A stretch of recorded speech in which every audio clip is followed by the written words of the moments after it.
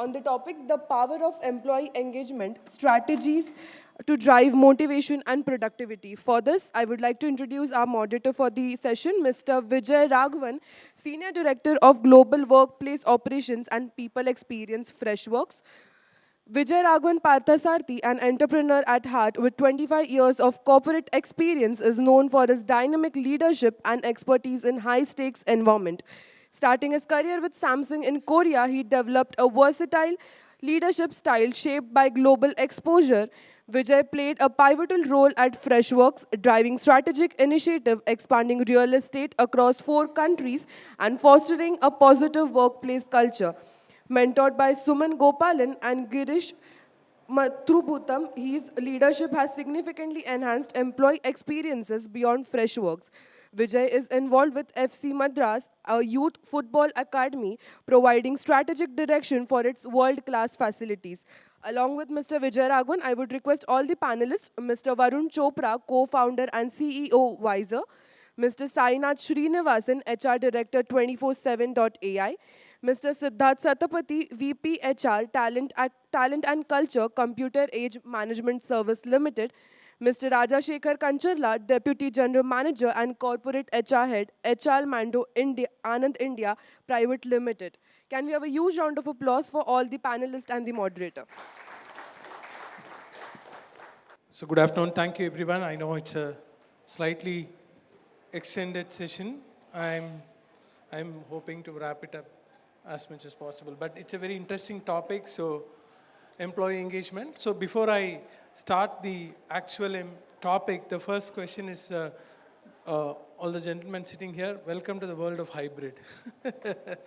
I think post-COVID, this is the most spoken word in, at least in the sector where we are, the software sector, but I think the other industries might differ. We are in the world of hybrid where we're all debating on whether we have to work 3 days a week from the office, 2 days a week from the office, and people choosing, different time zones to work around. But interestingly, what has happened in the last 2 years is the attrition rate, the engagement rate that's growing, and also the startup ecosystem that we are seeing across India is just growing. But the question is always around, how do we really, how the HR leaders or the HR functions and the workplace functions are taking initiatives to make sure the employee engagement is on a high. So I will open this question to at least Varun and Sidhartha to ask you, how do you, what does employee engagement mean to you and why it is important in your organization? Varun and Sidhartha, both can take this question. Hi everybody, I'm the founder and CEO of a fairly young organization, Eduvance and WiZR. We lend into skilling, and you heard about WiZR. So for us, employee engagement has been a very sensitive and a delicate topic, because when we started building the organization, the initial layer of people we got were extremely experienced. You heard Loveleen. So imagine now 10, 12 of them. I don't think at that level you can think of engaging them, because they come with a sense of responsibility. They're leaving a lot of things behind to build something with you. And I think the motivation level is inherently very high for them. But then, we started looking at the organization, and we have like around 400 people today. And we have bucketed them into 3 buckets. One we call anxious, one we call explorer, and one we call ambitious. I think giving them this unique way of looking at every team member gave us a lot of insights about how organizations or how employees today in the organization needs to be engaged. So for example, the ambitious ones are always getting driven by higher responsibility, more contribution. Money is not a top factor, but what am I in the end building and what is going to be the impact of it? The explorers are the one who wants to figure it out, what this culture is all about. What all can I do? How are these guys going? And those are the guys where money, role and responsibility, giving them opportunity through skilling. Like we spend a lot of money on upskilling our employees, being very transparent with them and empowering them really works. And then you have the explorers, the people who just leave, you just can't keep them happy. Money is a very important factor there, so is the designation and the title.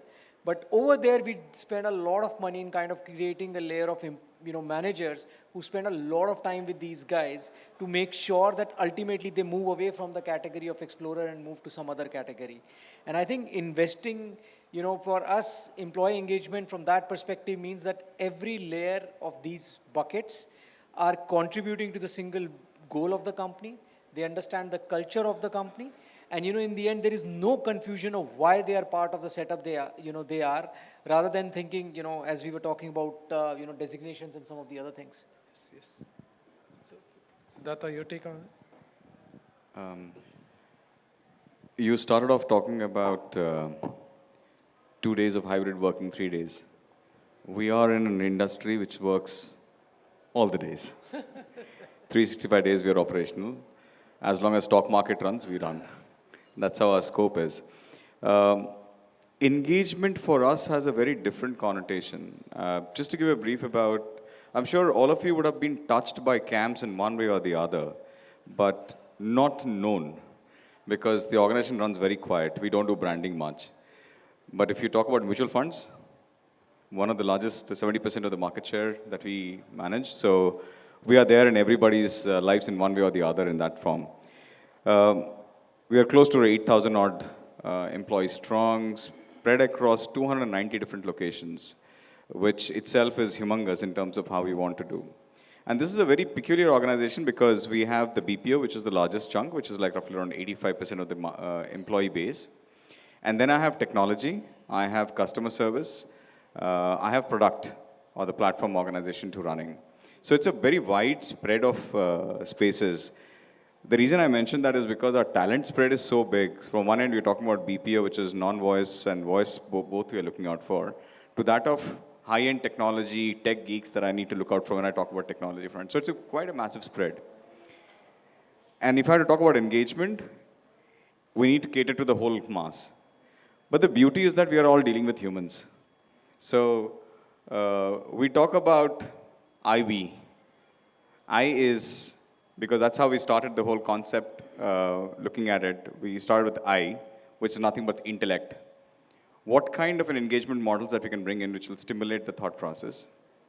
We looked at then the well-being, which is health. What are things that we can do from a well-being point of view?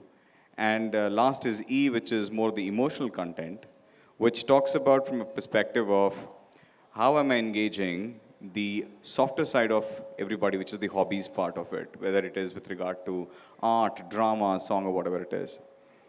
When we began this, there was a lot of skepticism as to how this will go about, but interestingly, and I keep quoting this, is if HR were to run some of these programs and initiatives, we might end up in 12 or 15 max throughout the whole year.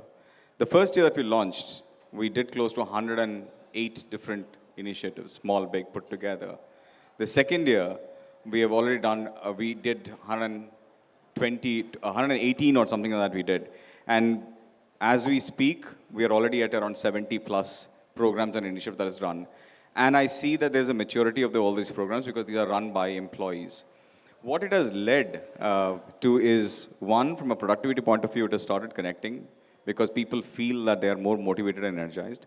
And my attrition rates have dropped, which has been a big, significant, big plus because I was, at least if I look at 3 years down the line data, we were running at around close to 40%. Today we're talking about around 26%, which is a significant drop. And I'm looking at the constant journey of how we can keep engaging these people.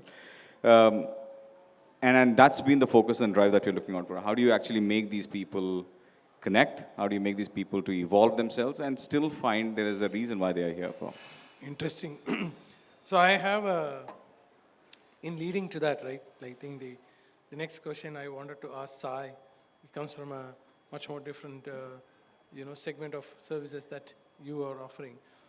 What innovative strategies that you probably implemented in very recent times to boost the employee engagement? Because I'm sure there will be a 24/7 activity that's going on. People work on different time zones. There are different shift that operates in your organization. But see, having all that in place, right, my question to you is, what is that something that you have done probably or implemented in a very recent times?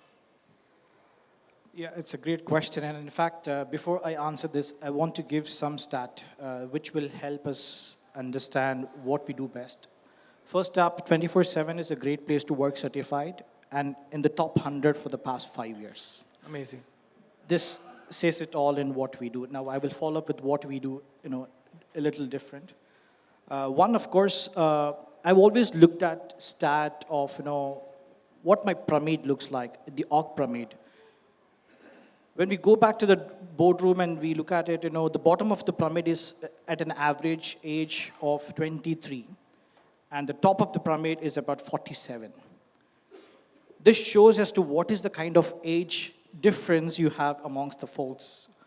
The top leadership talking in the boardroom and making decisions for the folks at the bottom, who are at 20 to 23 years. So first things first, we've always looked at motivating drivers for every segment of my span of employees. So we have bucketized, like how we bucket client based on the ticket values, right? So we have bucketized people based on that. One interesting thing, what we have done is, of course, we have something called as top 10 people practices.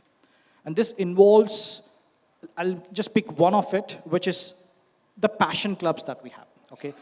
Now, when I spoke about 20 to 23 as an average age of my, bottom of the pyramid, they're all mostly from campuses or into their second jobs. What they mostly want to do at work is to have fun.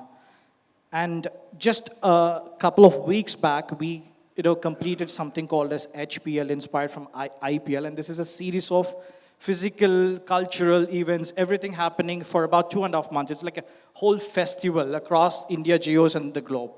And by the way, we do it across the span of 15,000 employees across the globe, which isn't an easy thing to do. But this is where it really starts. The core value of our human resource function is to create happy hearts.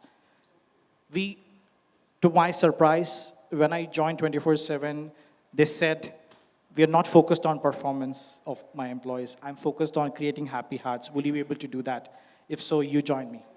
That was the interview discussion I had with my country head.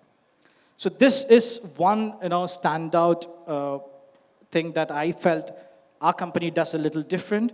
And there are so many innovative strategies that we'll definitely talk about. Absolutely. So I think we face the same thing as Freshworks, right? When we are growing very aggressively, and the age factor was one of the challenges that we picked up. Apparently, we are now 5,000 odd people company, and maybe some lessons from you. So Rajshekhar, very interesting fact that you come from a very different background from, completely manufacturing, industrial. Then you've spent a long time, with the clothing industry, which is very interesting. So I'm more interested to know the impact of, or the role of R&R, the so important thing that happens in most of the companies. As he mentioned, money is very important. So recognition and rewards play a very important role in employee engagement. So I wanted to understand from your perspective, how much, what have you implemented to practice this effectively? Yeah. While we talk about engagement, that purely reflects on the level of enthusiasm which an individual carries, and also the kind of emotional connect that an individual will be having towards their organization, their team, and for their job to that matter. So with reference to that, it is always, we need to see that how we will keep them on top of it while they are delivering their job, having a synergy with reference to their will and hill matrix, how we can make sure that they are delivering their best while they are staying motivated. We at HL Mando Anand, we manufacture safety products for passenger cars for most of the Indian passenger car OEMs and also the global OEMs.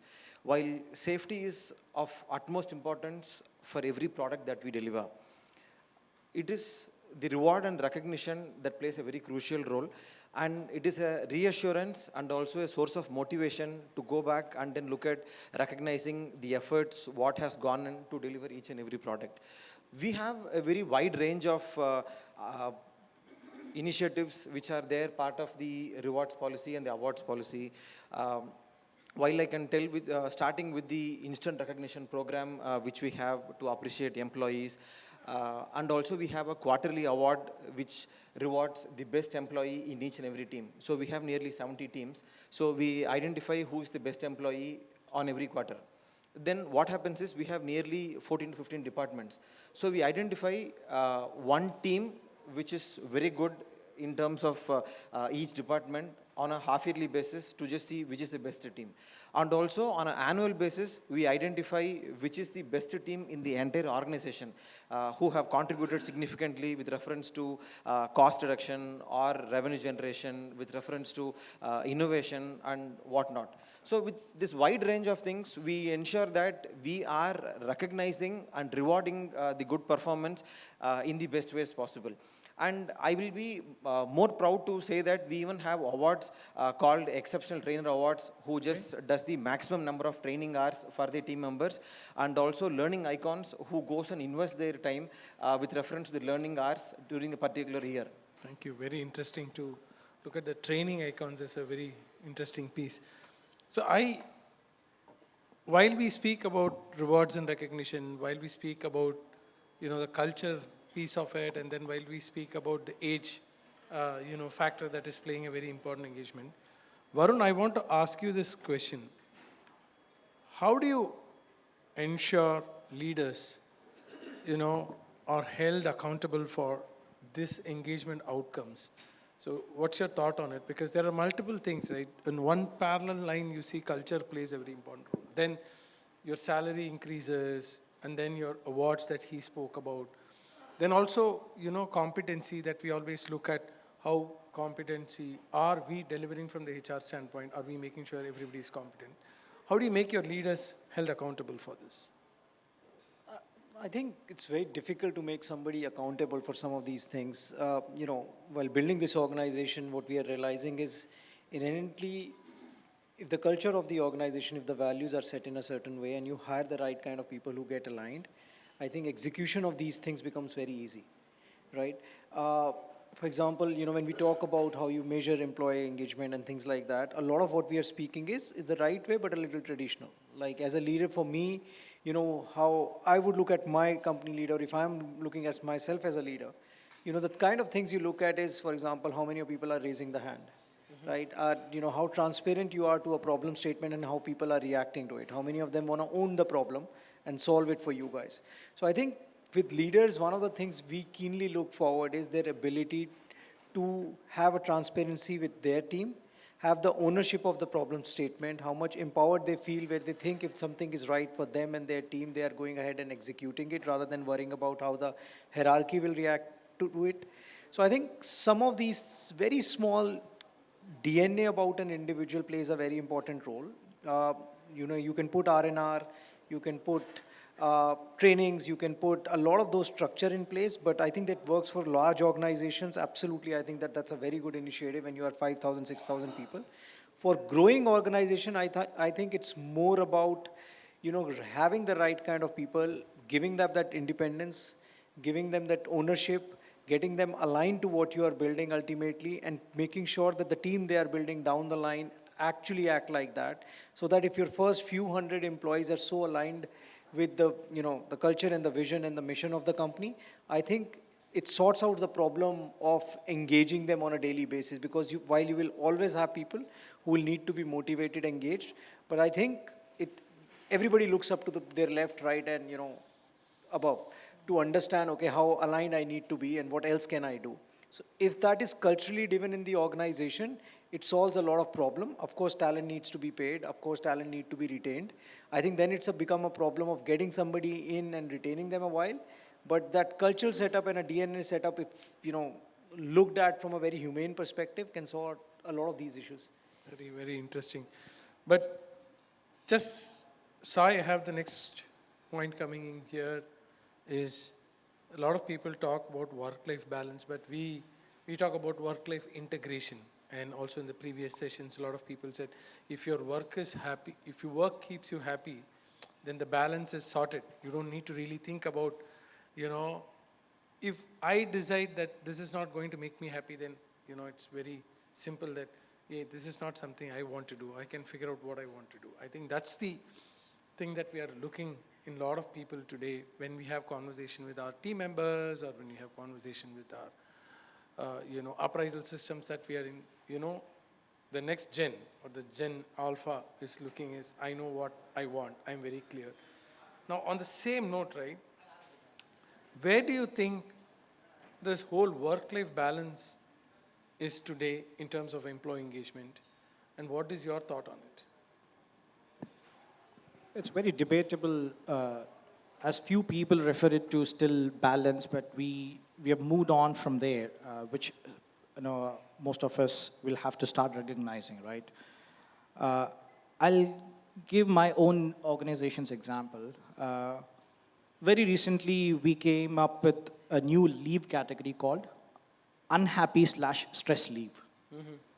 And what it means for employees is whenever they're unhappy about anything, be it even with their manager, with no prior approval needed, they can just go take that leave. And they are eligible for one leave in a month. And then is when the HR comes in to intervene, to talk to an employee, to understand what exactly is their problem. And interestingly, over 2 quarters, we have seen that stress leave dipping down and the NPS score going up. And this has a very good correlation to how employees started, performing well. And I would like to call one of the key achievements when it comes to, how we enable women to, enter our workforce. By the way, we are at 38%, which is actually the top 50 workplaces for women in India. So we are at 38% diversity against 62% men across the globe. And we have recently started daycare for, women returning from maternity leave. Or for example, if someone's family member is sick at home and if there are leaves not available, we have this option called gift of time leave, GOT, wherein any of the peers or the managers can donate their leave credits to the employee so that the person can enjoy that leave spending time back at home. So these are different ways as to how we have ensured that employees feel that they are given the liberty and the time to spend for their personal and professional life. Thank you. Actually, one interesting fact that we adopted in Freshworks also is that we used to have something called TGIF. Thank God it's Friday. So we open the Vox Pop platform to write anything that it's an open house, you can write. But CEO interestingly said that they had upvote and downvote for a question. Like there could be definitely a bad question, but then he said, I don't want to answer if there are more downvotes for that question. Not that every question has upvotes. So he said, he actually forced this feature having downvote. So if there is an irrelevant question that somebody came and told your lunch was bad, he said, I don't want to take that. So it's like, that was a very interesting, forum that we bought. We actually then opened up a lot of good questions like, our diversity increased, and then how do we really partner with, a lot of, in fact, we introduced a wellness room with a subsidized physio facility, where we really thought IT is hurting the back and neck. So instead of people going out for a physiotherapy clinic, we got in a clinic where, see, I think these are all very interesting. See, same carrying that, right? I want to ask Sidhartha the next question. On a very large employee scale, how do you manage to promote mental health, in the same situation after COVID?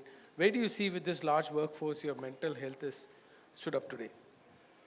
Actually, today the definition of mental health is changing drastically.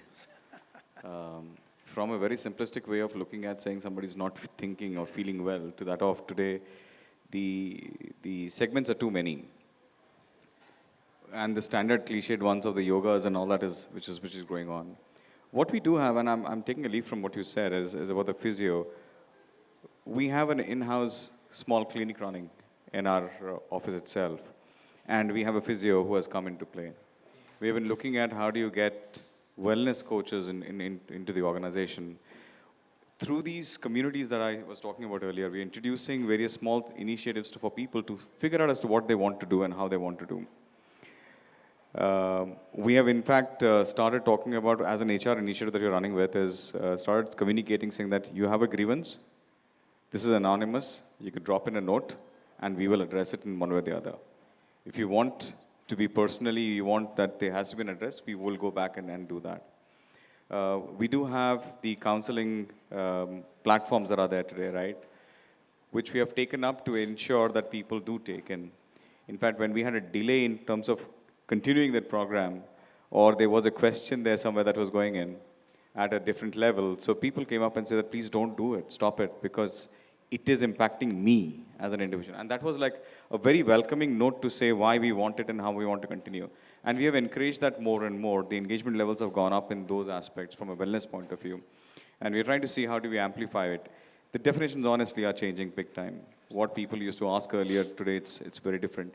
People are more open. Though I don't see it with my the launching of the BPO, but the current gen that I'm looking out for, there is a big ask. And they are very open about it, vocal about it.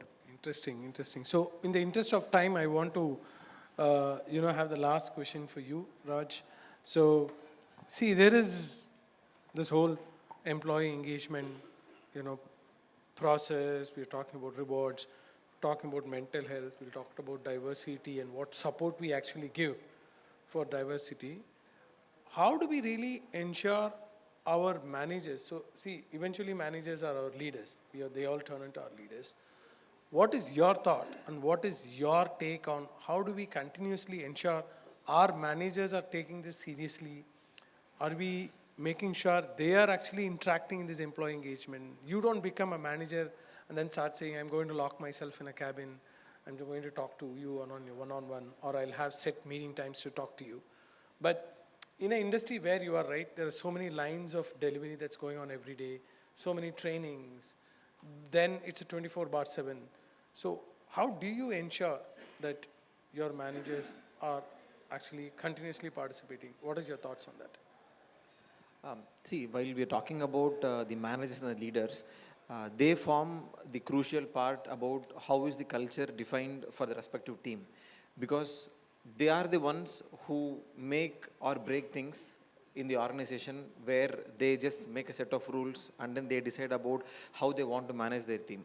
So with reference to that, few qualities which any leader or manager should be having, it is providing the freedom to the employee to express how they want to do things and express their ideas freely.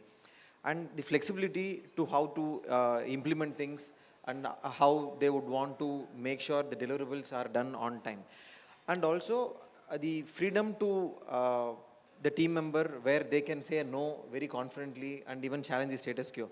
So these are basic things which we would in terms of expect from any manager.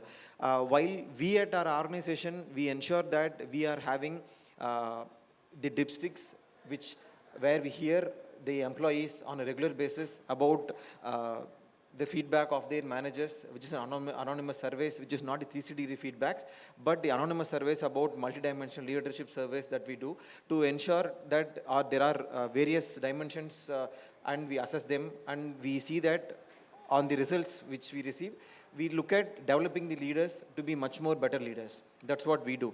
And on this juncture, I remember the interview which Saurav Ganguly gave about one match which was there in 2002 against England, where he was expecting Virender Sehwag to play in a particular fashion. But he didn't listen and he just played in a different way. And at the end, he says that this was a very good lesson that I have learned, where they have Rahul Dravid, who is different, and Harbhajan Singh, who is different, where different people are there in a team and they should know how to manage them in a very amicable manner and in a comfortable manner. So if each and every leader ensures that they are playing that role very good, I'm sure the engagement of the organization and the team will definitely go much higher. Thank you so much. And I know the last piece that I wanted to ask just quickly, everybody, is that what is your thought on, let's say, the post-COVID? This is a big question that is going around, that do you think that we'll all see that, the attrition rate is very high when I look at 5 days a week in software industry at least. What is your take that what will happen in the next 1 year or 2 years? Let's see how 2025 industry employee engagement will be. What is your quick thought on your industry? Just quick. See, only if at all we give the utmost importance to every person in our team and make them work in a comfortable fashion, it's going to be a challenge where people will say that I want to move on. So it is the leadership skills that we have and how do we give career growth that will make everything change. Okay, Varun, what is your thought on it? I think it's very difficult to predict how much is going to be attrition rate. People who have to leave, they leave. I think what we have done is we have identified our core set of people. You invest in them and you hope they are investing in their core set of people. I think that's how the DNA get built, but otherwise it's very difficult to predict. Sidhartha? Yeah, it's quite difficult to predict with the complexity that we are going through. But yeah, I think what we're going to see more is more personalization in terms of how we are approaching each individual. Or at least collectively, the groups that we're looking out for. That has to get increased, more amplified more. There has to be more engagement that needs to get done. So I think that is what we are heading towards more and more. Okay, Sai? I would like to believe that the baby boomers and the Gen Zs do not need much to even coach. They know better than all of us here. So that's the first understanding we must all have. And I think if we can empower them enough to make their decisions and then take good care of their goals, aligning it with the company objectives, I think there we are. That's my call. Thank you. Thank you so much for your insights. Thank you so much, everyone, for holding this. I think, thank you so much. I think the lunch is open now, but do you have anything to say?